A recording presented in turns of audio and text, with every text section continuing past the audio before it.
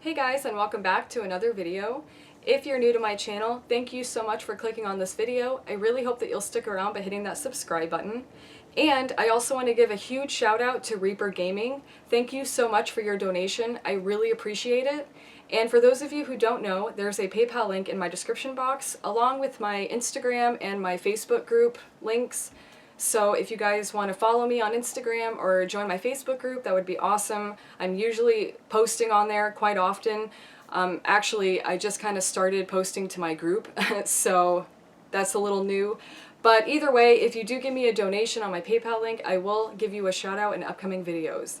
So, with that being said, I figured it's been a while since I've told some scary stories to you guys. And that's basically because I found out that Reddit is like 99% creative writing. I guess most of those stories aren't even true, even though they say they're true. It's really hard to know when it's actually true or not. And it kind of upsets me because I've been on Reddit telling people my true stories and they probably think that they're made up. So I stopped really posting to Reddit. I was trying to get my channel out there a little more by posting my videos and things like that. But I don't know, I just wasn't really getting a whole lot of good feedback and not a lot of stuff was coming from it. I didn't really get any more followers than usual or anything. So, I mean, I still enjoy reading through some of the stories, but it just kind of breaks my heart a little bit when it says it's true, but it's clearly not. Like, there's no such thing as swamp monsters coming out from under your bed. And I don't know, like, there's some weird stuff on there. But I found some other stories from different websites, and these ones are actually pretty creepy. You guys know me. I love ghost stuff, I love creepy stuff, but only if it's actually creepy. Like, I know that's relative to each person. Like, some people can't watch horror movies. Meanwhile, me, on the other hand, I'm just like, yeah, this is whatever, you know. It takes a lot to impress me with a horror film. I really love old black and white ones, mostly because they didn't really have a whole lot to work with. They didn't have all the CGI and all of the crazy technology that we have now, so they really had very little to work with, but they still did amazing. I don't know, I love old black and white movies. They're my absolute favorite. So, without further ado, let's jump into some spooky stories. The Watcher. My cousin and his family, wife and infant son, had lived in their house for about 5 years. His wife left home to drop the baby off at daycare one day before work, but realized that she had left her phone at home. Entering the house, she turned the corner to the hallway and nearly ran into the drop-down attic ladder, which was fully extended. They never used the attic as it was filled with loose insulation, and my cousin had left for work hours earlier. She quietly left the house, drove around the corner, and called the police. When the police investigated, they found a short-range transmitter connected to several cameras hidden throughout their home. The light fixture in the shower, the ceiling fan above their bed, even a pinhole in the nursery were sending videos to a nearby location.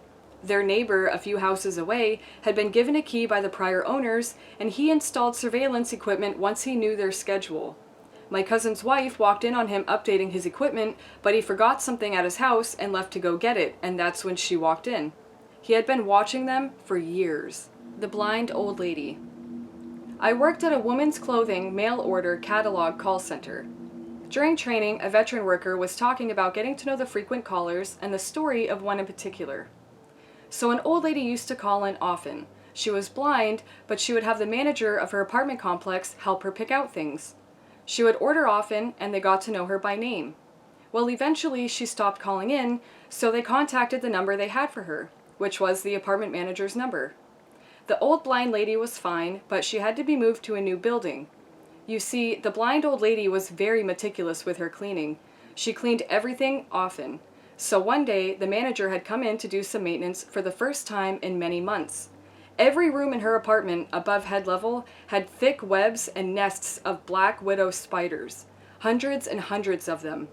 Can you imagine an oblivious old lady walking around blind in a house that she thinks is spotless, but there's a soul-freezing nightmare swarming above her head?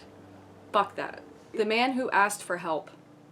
My high school teacher attended Central Washington University in the early 1970s.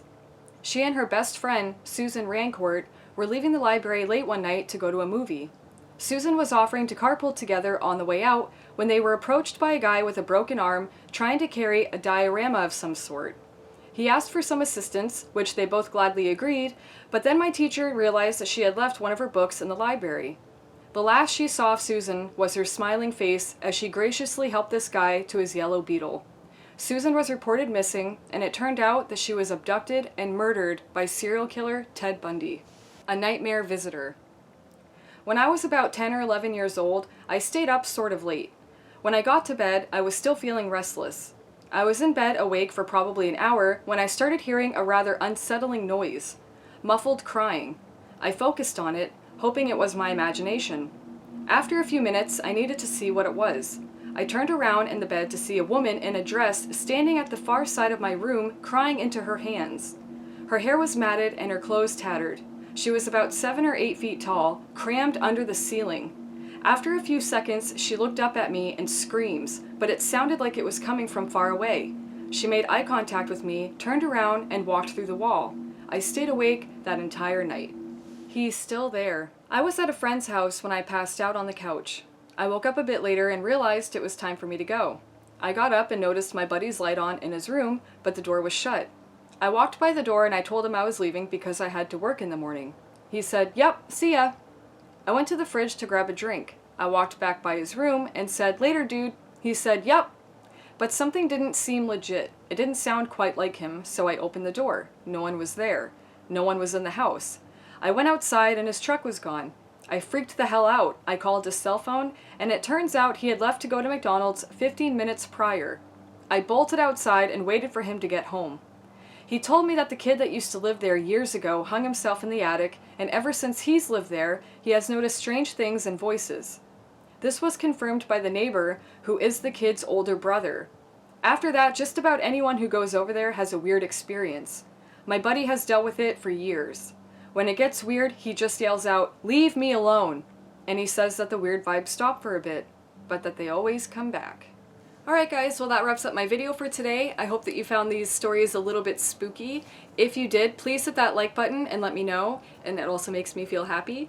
And I just want to know if you guys like me telling stories, or if you like my story times better. I'm really trying to cater to what you guys like.